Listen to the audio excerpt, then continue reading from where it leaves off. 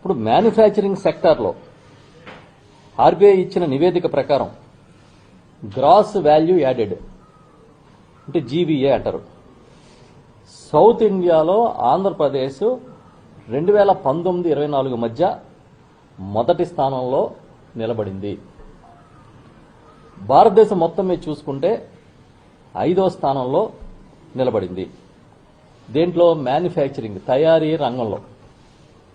తయారీ రంగంలో జగన్ గారి హయాంలో దక్షిణాది రాష్ట్రాల్లో ఆంధ్రప్రదేశ్ మొదటి స్థానంలోనూ, దేశం మొత్తం మీద చూస్తే 5వ స్థానంలోనూ మన ఆంధ్రప్రదేశ్ నిలబడిందని అంకెలతో సహా లెక్కలతో సహా ఆర్బీఐ నివేదిక ఇచ్చింది.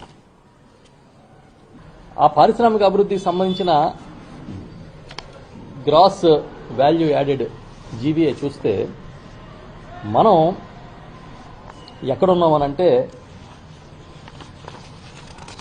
అంటే మన ఆంధ్రప్రదేశ్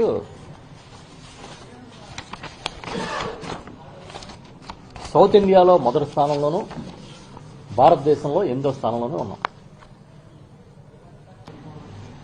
మరి ఇదే నిజమైనప్పుడు ఏ విధంగా ఉద్యోగ కల్పన జరగకుండా పోయిందని మీరు అంటారు? ఏ విధంగా ఈ రాష్ట్రానికి బ్రాండ్ ఇమేజ్ దెబ్బతీశారు జగన్ గారు అని మీరు చెప్పగలుగుతారు? మరి ఇన్వెస్టర్లు అందరూ ఇక్కడి నుంచి పారిపోతే పారిశ్రామిక అభివృద్ధిలో సౌత్లో నెంబర్ 1 ఎలా అయింది? పారిశ్రామిక అభివృద్ధే కాదు, తయారీ రంగంలో నెంబర్ 1 ఎలా అయింది? చెప్పండి. అంటే మీరు పచ్చి అబద్దాలని ప్రచారం చేసినట్టే కదా. జీఎస్టీ తీసుకుంటే 3.48% పెరిగింది లాస్ట్ 2 ఇయర్స్లో. మరి 3.48% పెరిగితే వాస్తవానికి ఎంత పెరగాలి అంటే సగటున 10% పెరగాలి. ఎందుకు సగటున 10% పెరగాలి అంటున్నామంటే మీరు ఎకానమీ చాలా వృద్ధి రేటు చాలా ఎక్కువ చూపిస్తూ ఉన్నారు. ఆ వృద్ధి రేటుతో పోల్చుకున్నప్పుడు ఇది కనీసం 10% పెరిగి వస్తుంది. కానీ మీరు ఎంత పెరిగింది అంటున్నారు? 3.48%. వృద్ధి రేటు జీడిపి చాలా బీభత్సంగా పెరిగిపోతే మరి జీఎస్టీ కూడా పెరగాలి కదా. ఎందుకు పెరగలేదు? అదేవిధంగా స్టేట్ సేల్స్ ట్యాక్స్ పెరగాల్సింది పోయి 2.93% పడిపోయింది. జీడిపి అనేది ఏదైతే రాష్ట్ర స్థూల ఉత్పత్తి ఉందో ఆ స్థూల ఉత్పత్తికి సంబంధించిన లెక్కలు నిజమైతే ఈ అంకెలతో ఎందుకు పోవట్లేదు, ఎందుకు సరిపోవట్లేదని మేము అడుగుతున్నాం. ఏ దుకాణదారునైనా సరే కనుక్కోండి, మా వ్యాపారాలన్నీ కట్టగట్టు పోయినాయి అని చెప్తున్నారు. ఎందుకు పోయినాయి? మీ చేతకంతనమే కదా. నిజంగా మీరంత పెద్ద విజనరీ అయితే ఈ రాష్ట్రంలో ఈ విధంగా ఆర్థిక పరిస్థితి ఎందుకు దిగజారిపోతుంది? మేము అడుగుతున్నాం. ఇంచుమించుగా 2,93,000 కోట్ల రూపాయలు అప్పు తెచ్చారు. మీరు అప్పు ఎక్కడికి వెళ్తుంది? మీరు ఇచ్చిన హామీలు అమలు చేయట్లేదు, ఏ స్కీము ముందుకు నడవట్లేదు. గతంలో చేపట్టిన పనులు ప్రాజెక్టులు మధ్యలో ఆఫీసర్ జగన్ గారి మీద కోపంతో మరి ఇంకెప్పుడు ఎక్కడి నుంచి వచ్చింది ఈ అమౌంట్ అంతా? ఏం చేస్తున్నారు? చేసిన అప్పు డబ్బులు ఏం చేస్తున్నారని మేము అడుగుతున్నాం ప్రజల తరఫున.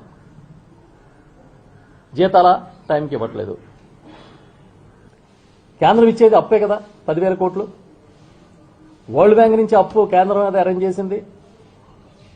గత సంవత్సరాల కాలంలో ఒక్క గ్రాంట్ అమరావతి నగరానికి కట్టడానికి తెచ్చారా?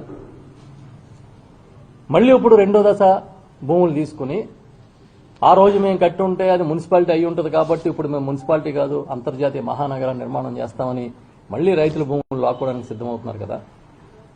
ఇచ్చిన భూములు మహాప్రభో మా భూములు ఎక్కడున్నాయో, మాకు రిటర్నబుల్ ఫ్లాట్స్ ఎక్కడున్నాయో చూపించిందంటే దానికే మీరు సమాధానం చెప్పట్లేదు. మళ్ళీ కొత్తగా భూములు లాక్కుంటున్నారు. పోనీ మీరేం చేశారు అంటే 100 కోట్లు ఖర్చు పెడుతూ 365 రోజులు సంపద సృష్టిస్తున్నారు కదా. అమరావతిలో ఓ పక్క నీళ్లు తోడుతున్నారు, ఓ పక్క తుప్పలు కొడుతున్నారు. అది సంపద సృష్టి. 100 కోట్లు.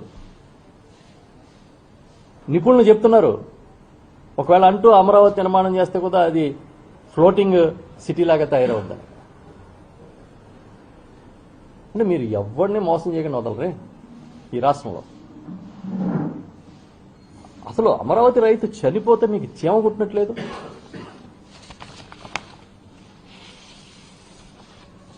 ఇంకా దుర్మార్గం ఏంటంటే అసలు ఇదే కాదు, దేన్ని సీరియస్గా తీసుకోరు. కారణం ఏంటి? మా చేతిలో బలమైన ప్రచార సాధనాలు ఉన్నాయి. మేము దేనైనా కూడా తిమ్మిని బమ్మిని చేస్తాం. మేము ఆడింది ఆట, పాడిందే పాటనే కదా.